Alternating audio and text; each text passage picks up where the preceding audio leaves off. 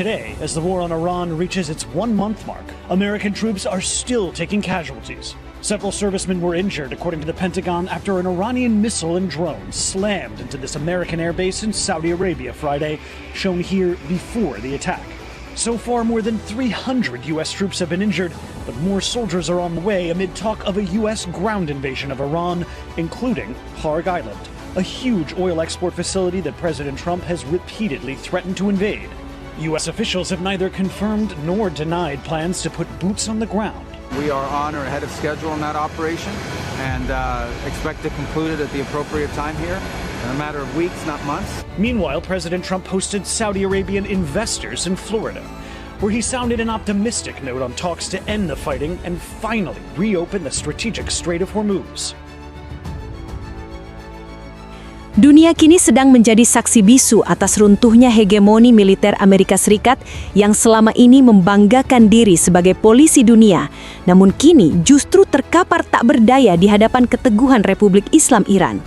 Kekalahan memalukan Paman Sam semakin nyata setelah pesawat pengintai E-3 seharga miliaran dolar hancur berkeping-keping akibat serangan presisi yang dilancarkan oleh pasukan elit Iran di pangkalan militer Arab Saudi.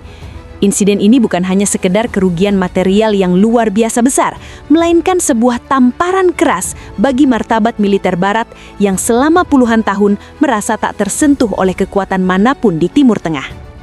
Di tengah kehancuran armada tempur dan hilangnya nyawa ratusan tentaranya, Donald Trump justru menunjukkan sikap yang sangat kontroversial dan dianggap sebagai bentuk halusinasi politik yang akut demi menutupi rasa malunya. Alih-alih mengakui kekalahan di Selat Hormuz, Trump secara sepihak mengklaim kemenangan mutlak dan bahkan berani mengubah nama jalur perdagangan internasional paling vital tersebut menjadi Selat Trump lewat sebuah narasi yang sangat absurd.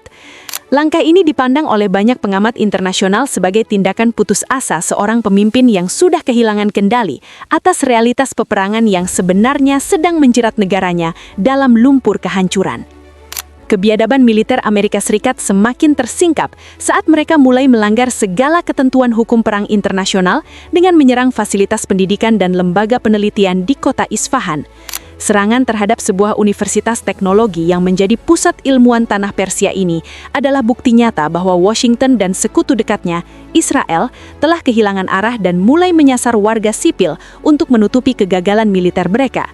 Tindakan pengecut ini justru menjadi bumerang yang mematikan karena Korps Garda Revolusi Islam Iran (IRGC) telah bersumpah untuk melakukan pembalasan yang jauh lebih dahsyat terhadap setiap aset Amerika di kawasan tersebut. Serikat menjadi ancaman bahaya bagi Republik Islam Iran. Lagi-lagi Paman Sam kembali melanggar ketentuan perang, menyerang sebuah kampus di kota Isfahan. Ini merupakan tindakan biadab karena Amerika dan Israel berniat membunuh rakyat sipil. Kejadian ini mengakibatkan 4 orang staf dikabarkan terluka karena serangan tersebut. Universitas ini menjadi salah satu lembaga penelitian paling penting di Iran. Banyak ilmuwan dari tanah Persia selalu hadir dari sebuah kampus sederhana di kota Isfahan. Menurut laporan awal, serangan terhadap salah satu lembaga penelitian universitas menyebabkan kerusakan pada beberapa bangunan lain dan mengakibatkan luka ringan pada 4 anggota staf universitas. Bunyi keterangan resmi Universitas Teknologi Isfahan. Bismillah Qasim al-Jabbarin. با توجه به شرارت‌ها و اقدامات تروریستی دشمنان آمریکایی صهیونیستی و هدف قرار دادن منازل مسکونی مردم ایران در شهرهای مختلف، نیروهای مسلح جمهوری اسلامی ایران در اقدامی تلافی جویانه محل سکونت فرماندهان و مسئولان سیاسی آمریکا و رژیم صهیونیستی در منطقه و سرزمین‌های اشغالی را هدف قرار خواهند داد و من نصر الا من عند الله العزیز الحکیم. Respon Iran terhadap agresi Amerika tidak hanya sekedar gertakan diplomatik kosong, melainkan sebuah peringatan keras yang disertai dengan tindakan nyata untuk menghancurkan pemukiman para pejabat militer dan politik penjahat perang. Ibrahim Zolfagore, sebagai suara resmi dari Markas Pusat Hatam Al-Anbiya, secara tegas menyatakan bahwa Iran telah menyiapkan jalur neraka bagi setiap tentara Paman Sam yang berani menginjakkan kaki di tanah mereka. Ancaman ini bukanlah isapan jempol semata, mengingat Iran telah menyiagakan 1 juta pasukan kombatan yang siap tempur hingga titik darah penghabisan demi melindungi kedaulatan wilayah mereka dari tangan penjajah. Keputusan Donald Trump untuk mengirimkan ribuan pasukan darat tambahan ke medan tempur dipandang oleh pihak militer Iran sebagai sebuah langkah bunuh diri massal yang hanya akan menambah daftar panjang peti mati bagi tentara Amerika. Meskipun Gedung Putih mencoba membangun narasi bahwa mereka sedang melakukan invasi darat untuk menguasai Selat Hormuz, kenyataan di lapangan menunjukkan bahwa pasukan mereka justru menjadi target empuk bagi rudal dan drone canggih milik Iran. Di sisi lain, kekacauan internal di dalam negeri Amerika Serikat sendiri telah mencapai titik didih dengan meletusnya demonstrasi besar-besaran yang melibatkan jutaan warga di berbagai kota metropolitan seperti New York dan Washington DC. Rakyat Amerika secara serentak menyuarakan gerakan No Kings sebagai bentuk protes terhadap kebijakan Trump yang dianggap telah menginjak-injak konstitusi demi menyeret negara ke dalam perang tak berujung di Timur Tengah. Faktor utama yang memicu kemarahan publik Amerika adalah kecurigaan bahwa Donald Trump telah sepenuhnya disetir oleh kepentingan Benjamin Netanyahu untuk membela Israel dengan mengorbankan nyawa pemuda Amerika. Para demonstran dan veteran perang menilai keterlibatan langsung Amerika Serikat dalam konflik ini sebagai sebuah kebodohan sejarah yang sangat fatal dan tidak memiliki dasar kepentingan nasional yang jelas.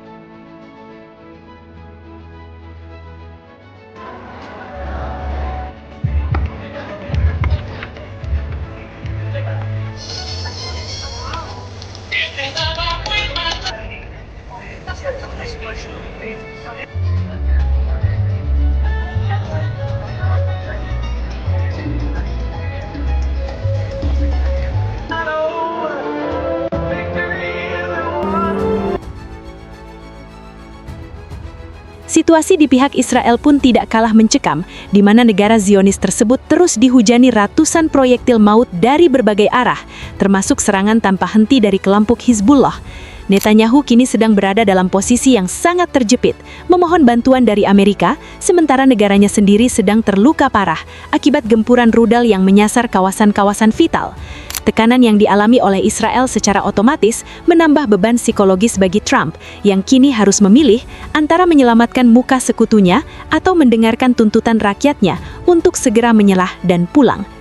Pada akhirnya pertanyaan besar yang tersisa adalah sampai kapan Amerika Serikat akan sanggup menanggung beban perang yang sia-sia ini sebelum benar-benar dinyatakan kalah secara mutlak oleh sejarah. Iran telah menunjukkan bahwa semangat perlawanan sebuah bangsa yang berdaulat tidak akan pernah bisa ditundukkan oleh intimidasi nuklir maupun sanksi ekonomi yang biadab.